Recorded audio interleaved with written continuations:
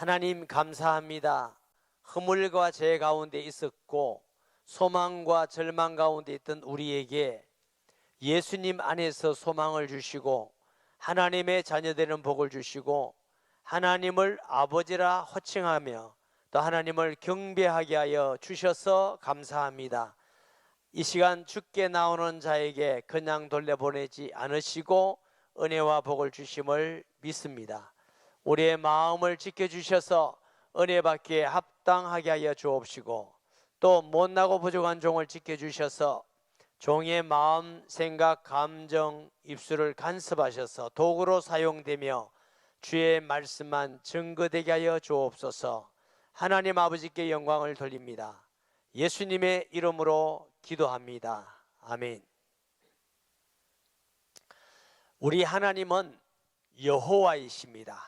여호와라는 뜻은 스스로 있는 자. 온 천지 만물이 다 하나님이 만드신 줄 믿습니다. 우리의 아버지 하나님은 창조자이셔요. 또 하나님은 거룩하신 분이셔요. 죄를 알지도 못하셔요. 악을 행하지 못하고 행할 수도 없는 분이셔요. 그 하나님께서 사랑이십니다.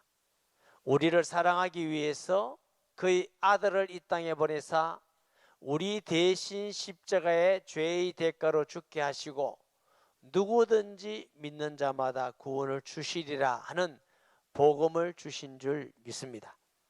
하나님께서 역사를 움직이는 중심이 구원하기 위해서, 예수님 오신 목적도 우리를 구원하기 위해서, 사도를 세운 목적도 구원하기 위해서, 교회를 세운 목적도 구원하기 위해서. 하나님은 모든 사람이 하나님을 알며 구원을 받으며 진리를 아는 데 이르기를 원하시는, 이게 하나님의 소원이에요. 반대로 마귀는 악한 자입니다. 마귀를 디아볼로스라고 합니다. 뜻은 하나님을 대적하는 대적자, 하나님의 일을 방해하는 회방자, 악한 자입니다. 죄를 짓게 만들고 거짓말하게 만들고 하나님을 대적하게 불신앙하게 만들고, 목적이 뭐냐? 예수님 못 믿고 멸망하게 하는 게 마귀의 목적입니다. 마귀는 모든 방법을 다 동원해서 구원 못 받도록 하는 겁니다. 거짓말을 진짜로 믿게 만들고 광명의 천사같이도 하고 우는 사자같이도 하고, 구원받은 사람은 어쨌든 구원 못 받게 할 수 없으니까 이제는 은혜 못 받도록, 전도 못 하도록, 기도 못 하도록, 이런 배후 조종자가 마귀입니다. 그렇기 때문에 복음이 증거될 때 반드시 마귀 역사가 있습니다. 전도자를 죽이든지 감옥에 가두든지 핍박을 하든지. 오늘 본문에도 보면은 사도 바울이라는 전도자가 있는데 그 전도자를 암살단을 만들어서 40명이 바울을 죽이려고 난리예요. 어느 정도 기록하면 바울을 죽이기 전에는 먹지도 않고 마시지도 않고 그렇게 하겠다. 이런 사실은 암살단 같아 보이지만 그것을 조종하는 자가 마귀인 줄 믿으시기 바랍니다. 12절을 보면은 총독이 바울에게 머리로 표시하여 말하라 하니 그가 대답하되 당신이 열애 전부터 이 민족의 재판장이 된 것을 내가 알고 내 사건에 대하여 제가 잘못했네. 이거 한 칸 더 넘겠네. 23장 12절 실수. 날이 샘에 유대인들이 당을 지어 맹세하되 바울을 죽이기 전에는 먹지도 아니하고 마시지도 아니하겠다 하고, 이렇게 바람이 보니까 한 장 넘어가 버렸어요. 또 넘어갔네. 어느 정도로 악한 자냐면 바울을 죽이기 전에는 먹지도 않고 마시지도 않고, 대제사장과 장로들이 사내들인 공회를 열어서 합법적으로 바울을 죽이려고 하는데 그게 방해된 사람이 천부장입니다. 그래서 죽일 수가 없으니까 이제는 뭐요? 불법적으로 암살단을 만들어서 죽이겠다는 거예요. 이같이 맹세한 자가 40여 명이라 대제사장들과 장로들에게 가서 말하되 우리가 바울을 죽이기 전에는 아무것도 먹지 않기로 굳게 맹세하였으니. 이 맹세라는 뜻의 의미는 자기 자신을 저주하다 이런 뜻이 있어요. 아니 그 맹세가 왜 저주입니까? 내용이 무슨 생각으로 맹세했다느냐면 바울이라는 사람을 죽이기 예수 전하는 사람을 죽이기 전에는 먹지도 않고 마시지도 않고 혹시 우리가 바울을 죽이기 전에 먹고 마시면 하나님이 우리를 저주하리라. 우리나라 사람도 이런 사람 있죠. 자기가 무슨 말을 해놓고 내 그 약속 안 지키면 내 길 가다가 벼락 맞을 거다 이런 거. 비슷한 거예요. 내가 저 바울을 죽이기 전에는 먹지도 않고 마시는데 혹시 내가 먹고 마시면 하나님이 나를 저주하리라. 이게 이제 맹세입니다. 그래서 자신을 저주하다는 의미가 있다는 거예요. 대제사장들과 장로들에게 가서 말하되 우리가 바울을 죽이기 전에는 아무것도 먹지 않기로 굳게 맹세하였더니 이제 너희는 그의 사실을 더 자세히 물어보려는 척하면서, 이게 척이요, 공예와 함께 천부장에게 청하여 바울을 너희에게로 데리고 내려오게 하라. 우리가 그가 가까이 오기 전에 죽이기로 준비하였노라 하더라. 이 암살단 40명이 대제사장에 가서 천부장에게 가서 바울을 사내들인 공예에 다시 오게 하여서 더 자세한 거 물어보려고 그럽니다. 하고 척 그래라는 거죠. 내려오는 중간에 우리가 숨었다가 저놈을 죽이겠습니다. 근데 하나님은 누굴 준비하게 하셨느냐? 16절 보면 바울의 생질이 그들이 매복하여 있다 함을 듣고 와서 영리에 들어가 바울에게 알린지라. 사도행전에 바울의 이게 인척에 대해서 성은 요 구절밖에 없어요. 학자들은 바울의 누이가 대제사장 가문에 결혼했을 것이다. 그렇기 때문에 이 생질이 조카가 그들이 왕래하면서 자세히 듣고 바울에게 알렸을 것이다. 바울은 예수님 믿기 전에 바리새파예요. 또 유명한 선생인 가말리엘 선생님 문화였어요. 공예 의원이고, 그러니까 상당히 유명했죠. 그러니까 그 누이도 가문이 좋은 대제사장 가문에 결혼해서 생질이 거기서 왔다 갔다 하면서 듣고 바울에게 알렸을 것이다. 이렇게 추측을 해요. 바울이 한 백부장을 청하여 이르되 이 청년을 천부장에게로 인도하라. 그에게 무슨 할 말이 있다 하니 천부장에게로 데리고 가서 그도 죄수 바울이 나를 불러 이 청년이 당신께 할 말이 있다 하여 데리고 가기를 청하였더이다 하며. 자, 바울의 조카 이 청년이 천부장에게 거기까지 영내로까지 들어갔다는 것은 신분이 알려져 있고 또 신분이 믿을만하다, 그만큼 좋은 가문의 사람이다 하고 우리가 이제 생각할 수 있어요.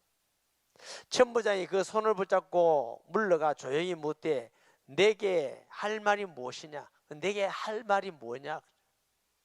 대답하되 유대인들이 공모하기를 그들이 바울에 대하여 더 자세하게 묻기 위함이라 하고 내일 그를 데리고 공예로 내려오기를 당신께 청하자 하였으니 당신은 그들의 청함을 따르지 마옵소서.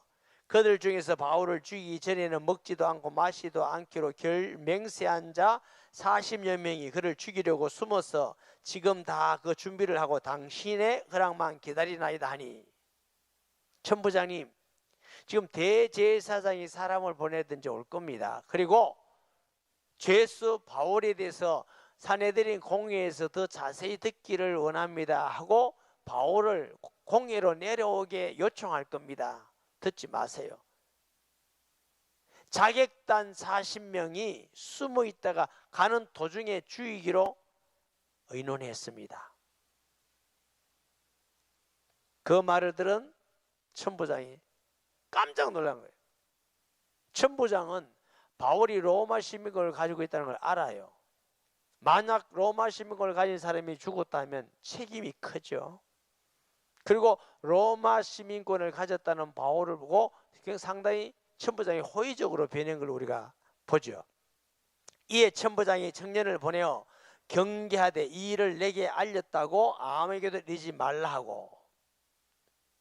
너 가거든 아무에게도 말하지 마라. 비밀이 새 나가면은 이게 암살단들, 자객들 40명이 다른 방법으로 또 바울을 죽이려고 그러니까 아무도 하지 마라. 이렇게 하면서 천부장이 준비한 군인이 470명을 준비했어요.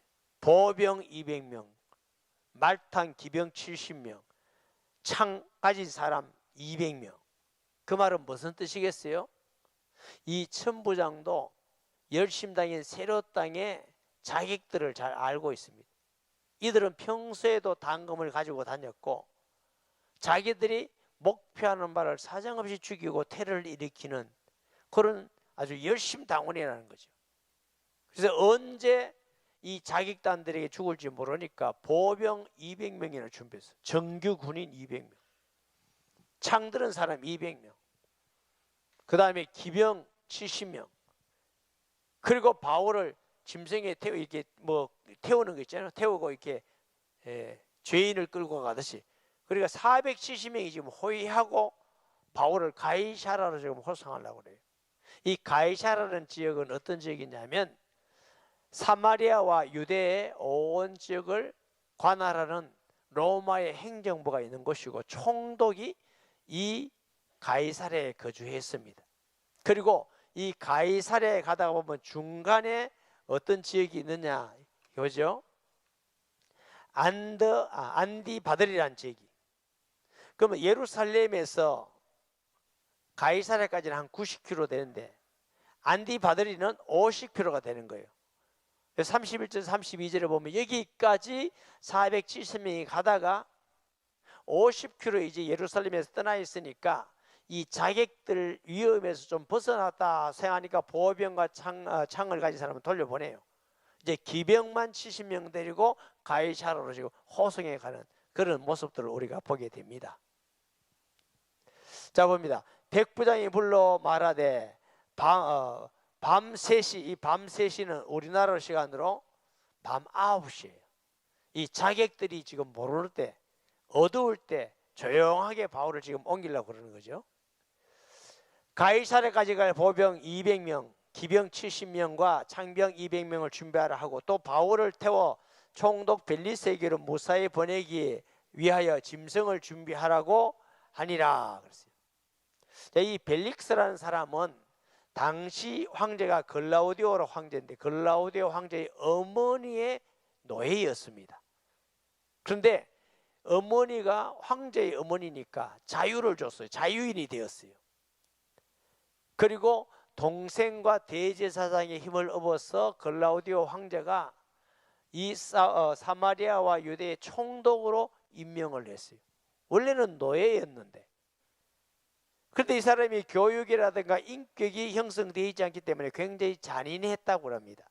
그리고 음탕하고 노예의 기질로 폭군적 기질이 있어서 사람들을 핍박하고 그 유대인과도 관계가 안 좋았어요. 그런데 가이사랴에 가서 벨릭스 앞에 있을 때 이 벨릭스가 바울을 자주 불렀어요. 이유는 왜 불렀냐? 이 벨릭스라는 총독이 돈을 좀 뇌물을 받으려고. 사도행전 24장 26절 말씀에 동시에 또 바울에게 돈을 받을까 바라는 거로 더 자주 불러 같이 이야기하더라. 이 벨릭스가 바울을 자꾸 자주 부르는 이유가 뭐냐면 혹 돈 좀, 그러니까 바울이 좀 눈치가 없어. 돈을 줘야 되는데 돈도 없고 돈 주지도 않아. 정치하는 높은 사람들이 자꾸 부르면 뭐 이것 좀 바라는 게 있어 그래요. 뇌물을 자꾸 이게 바라는 거예요. 뇌물. 이게 벨릭스입니다. 또 아래와 같이 편지하니 일렀으되 당시의 통신은 주로 편지로 했죠. 글라우디오 루시아는 천부장의 이름이 누군지 몰랐는데 처음으로 천부장 자기 이름이 나옵니다. 글라우디오 루시아는 총독 벨리스 가깝게 문안하나이다.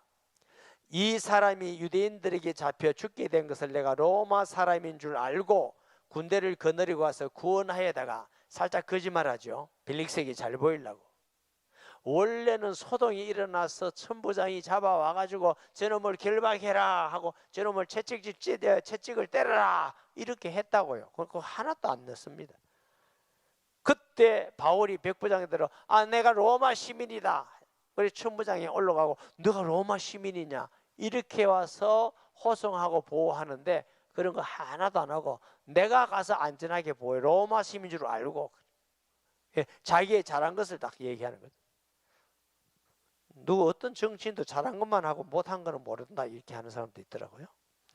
28절에 유대인들이 무슨 일로 그를 고발하는지 알고자 하여 그들의 공회로 데리고 내려갔더니 고발하는 것이 그들의 율법 문제에 관한 것뿐이요 한 가지도 죽이거나 결박할 사유가 없음을 발견하였나이다. 이건 아주 진실하게 말했죠. 제가 보니까 로마법을 어긴 것도 아니고 살인한 것도 아니고 도둑질한 것도 아니고 죽일 만한 게 해당이 없습니다. 그들이 저렇게 떠들고 죽이려 한 이유는 자기들의 종교 문제로 그런 것입니다 하고 이제 편지를 쓴 거죠. 그러나 이 사람을 헤아리는 관계가 있다고 누가 내게 알려주기로 곧 당신께 보내며 또 고발하는 사람들도 당신 앞에서 그에게 대하여 말하라 하였나이다 하더라 했더라. 그러니까 지금 고발한 바울의 생질이죠.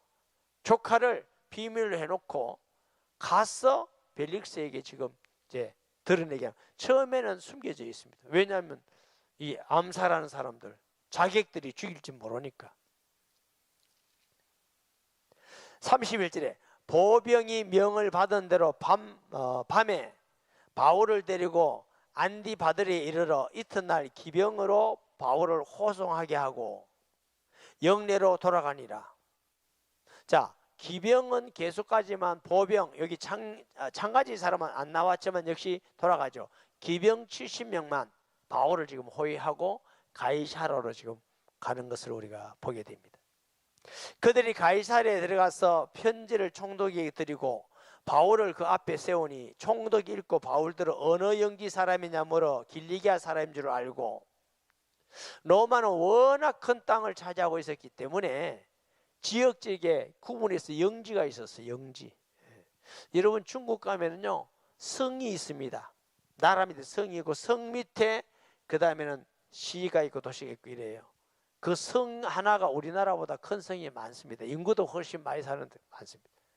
중국지는 가보면요 명조 같은데 여기에 가보면 사람 머리밖에 안 보입니다. 정말 많습니다.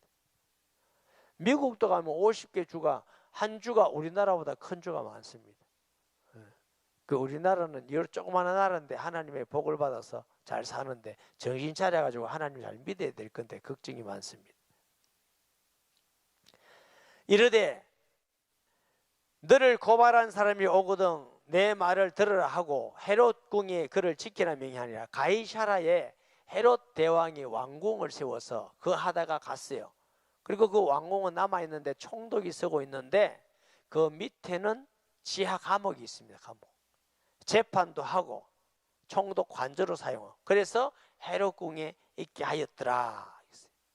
여러분 마귀는 복음 전하는 전도자 하나님의 교회를 넘어뜨리기 위해서 바울의 마귀의 최고의 목적이 뭐냐? 교회를 넘어뜨리기 위해서 성도를 시험하게 만들고 장로님들을 불신앙하게 만들고 목사를 흔들어 만들게 하고 교회가 무너지면 복음 전하는 끝이니까 하나님은 교회를 세우기 위해서 교회에 덕을 끼치라 그랬어요. 할렐루야. 믿음 안에 세워라. 교회를 세워나가는 건 하나님의 역사지만 교회를 무너뜨리는 건 사탄의 역사입니다. 복음을 전하는 건 하나님의 뜻이지만 전도자를 맞고 죽이는 건 마귀가 하는 일입니다. 하나도 안 어렵습니다. 하나님은 무슨 일을 중심으로 역사하시고 마귀는 무슨 일을 하느냐 보면 다 알아요. 마귀의 전략이 뭐냐? 육신 것 가지고 자꾸 영적인 걸 뺏어갑니다. 예수님께서 40일 금식한 예수님께 돌을 떡덩이가 되게 하라 그랬더니 저도 금식 좀 해봤어요. 저는요 믿음도 별로 없고 좀 모자라서 그런지 20일쯤 금식하니까 기도가 안 됩니다. 왜 안 되냐? 눈 감고 기도하려면 기도가 안 되고 먹는 것만 지나가요. 먹는 것만. 눈 뜨면 또 기도 안 되고. 기도한다고 제가 견뎠지. 사실은 기도는 별로 못했어요. 너무 굶지 말고 먹는 것 지나갈 만큼 하지 말고 그냥 기도하세요. 제가 해보니까 안 되더라니까. 예수님이 40일 동안 금식 기도하니까 얼마나 줄이십니까? 떡! 그러면 눈이 번쩍 뜨이잖아. 떡덩이가 되게 하라. 육신것 가지고 자꾸 영적인 것. 예수님께서 사람이 떡으로만 살 것이 아니요 하나님의 모든 입으로 나오는 말씀으로 살 것이니라고 물리쳤어요. 여러분, 돈, 경제, 명예 쫓아가지 말고 말씀 쫓아가야 마귀를 이기고 승리합니다. 아멘. 또 높은 성을 보이면서 뭐라고 말하죠? 내게 경배하라. 이거 다 주겠다. 하나님만 경배하고 섬기라 하였느니라 그랬어요. 여러분, 세상에 온 명예 권력 모든 거 다 준다면 아이고 신앙 때려치우고 그거나 가자. 어떤 분은 그런다대. 교회 다니는데 집에 가면 붙여놓은 게 많대. 이게 저리 갔다 붙인 거 있고 뭐 가서 무당한 데 가서 붙인 거 있고 또 십자가도 하나 붙이고. 너무 보면 어느 것이든지 하나만 걸려라. 이런 신앙은 하나님 하나도 안 걸리게 하십니다. 오직 하나님만 경배하고 믿는 성도 되시기 바랍니다. 예수님이 너 마음과 뜻과 성품을 다하여 주 너희 하나님을 사랑하라. 왜 그랬느냐? 하나님을 두 번째 사랑하고 돈을 사랑하고 명예 사랑하고 쾌락 육신을 사랑하면 100% 다 넘어갑니다. 마귀를 이기는 유일한 길이 하나님을 제일로 사랑하는 길입니다. 아멘. 또 마귀가 뭐라 합니까? 높은 데 가서 뛰어내려라. 뛰어내리면 네 하나님 아들은 아니겠다. 하나님 아들 정도면 저거 정도는 뛰어내려야 돼. 그러면 자존감을 높이고 자기 자랑하게 만들고. 사람도요 제일 기분 나쁜 게 자존심 상하는 거예요. 자존심 상하는 거.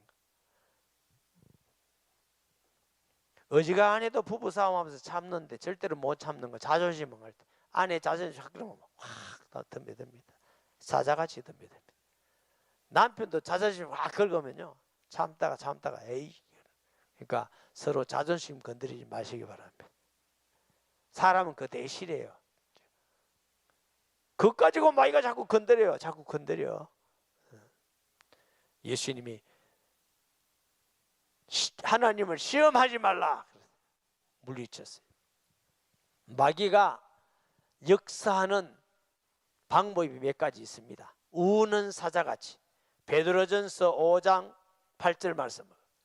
근신하라 깨어라 너희 대적 마귀는 우는 사자같이 두루 삼킬 자를 찾나니. 두려워하는 자, 겁내는 자, 겁주면 벌벌 떠는 사람, 불신앙하는 이런 사람 차에 다녀요. 우리 교회도 좀 부끄러운 얘기지만 이단에 빠진 사람 몇 사람이 있어요. 주로 이단에 빠진 사람의 특징이 뭐냐면 불평불만이 그래 많아. 교회 불평 많고 목사님 불평 많고 장로님 이런 사람은 탁 넘어갑니다. 그게 그런 사람 찾아다닙니다. 여러분 저 아프리카 같은 데 가면은 사자가 한번 울면요 한 8km 되는 동물들이 벌벌 떤답니다. 벌벌 떤답니다. 죽을까 싶어서. 그게 우는 사자예요. 사람들은 권력을 가지고 예수 믿으면 죽어. 초대교회도 그랬잖아요. 예수 믿으면 직장에서 나가. 예수 믿으면 옛날에 어른들은 다리 몽다리 부른다. 예수 믿는다고 다리 몽다리 부르는 사람 제가 아직 본 적이 없어요. 예수 믿으면 이혼이야. 예수 믿으면 뭐야 이렇게 막 협박하는 거 우는 사자같이 두렵게 만들고.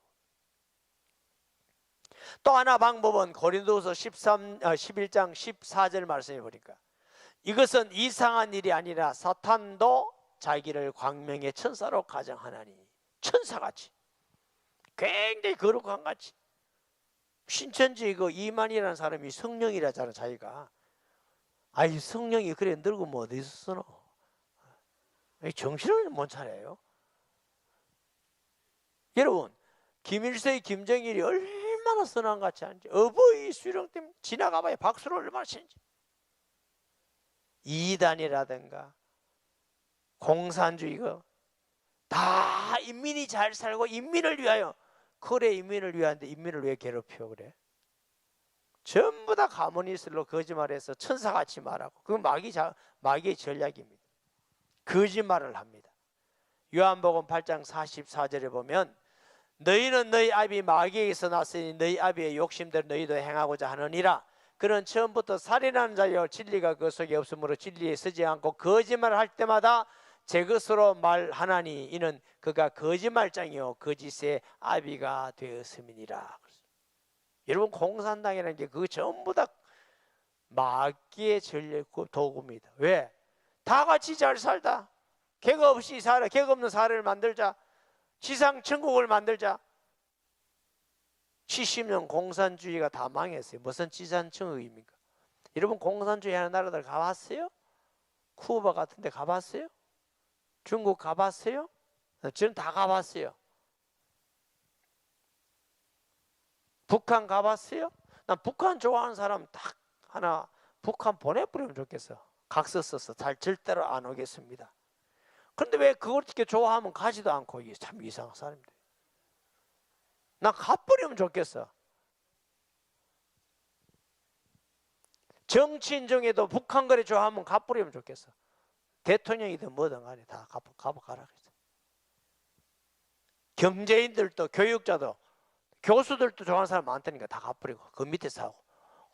아유, 그거 좋으면 가지 왜 안 가고 그러니까. 다 거짓말입니다. 얼마나 고통하고 불행하게 사는지. 이 광명의 천사거든요.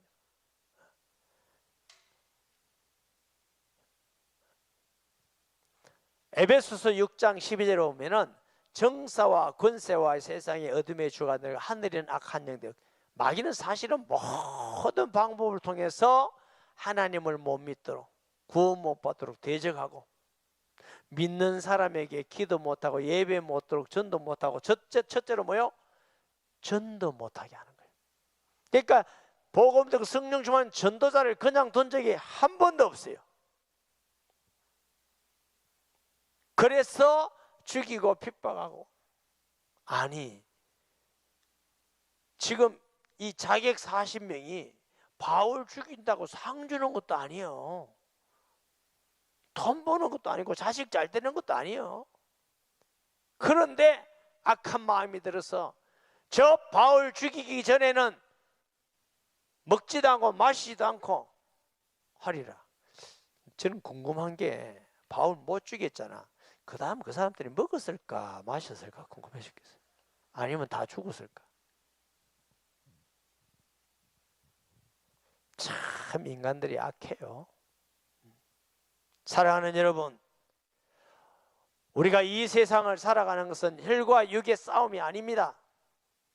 사람 같아 보이지만 그 배후의 정사를 가지고, 정치를 가지고, 권세를 가지고 어둠의 주관자가 부패하고 타락하게 만들고 동성연애 차별과, 거기 사람이 하는 거고 국기원이 하는 것 같아요. 배후 조종자가 마귀라고 성경에 말하고 있잖아. 악한 영들 이단을 만들고 사이비를 만들고 예배 못 드리게 만들고. 제 가까운 목사님이 6개월 전에 확진이 나가지고 200 몇십 명이 교회 확진이 났어요. 그래서 돌아간 사람 한 사람도 없어요. 다 치료되고 했어요. 아직까지 예배 못 드립니다. 교회 폐쇄. 아니, 식당은 이틀이면 식당 여는데 왜 교회는 폐쇄를 시켰어? 예배를 못 드리게. 나쁜 놈들이지.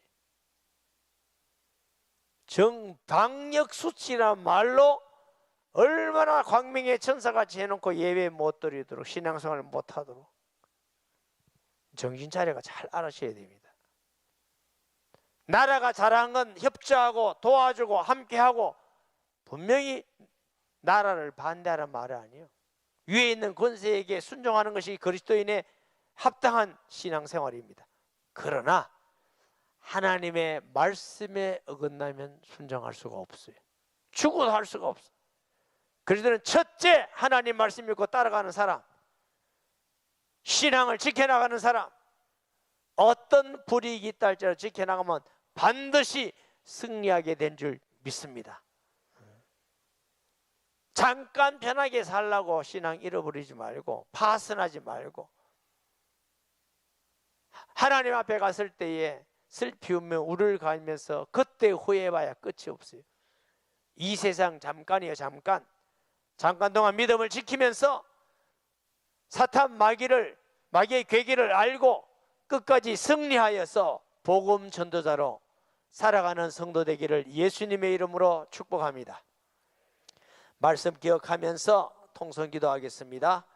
하나님 아버지, 은혜와 사랑을 진실로 감사합니다. 오늘 주신 말씀 기억하면서 어둡고 혼탁한 이 시대에 하나님께서 영적 분별력을 주시고 깨어있게 하여 주시고 기도하게 하시며 믿음을 지켜나가 사탄의 괴계를 물리치고 승리하는 우리 모든 성도들이 다 되게 하여 주옵소서. 예수님의 이름으로 기도합니다. 아멘.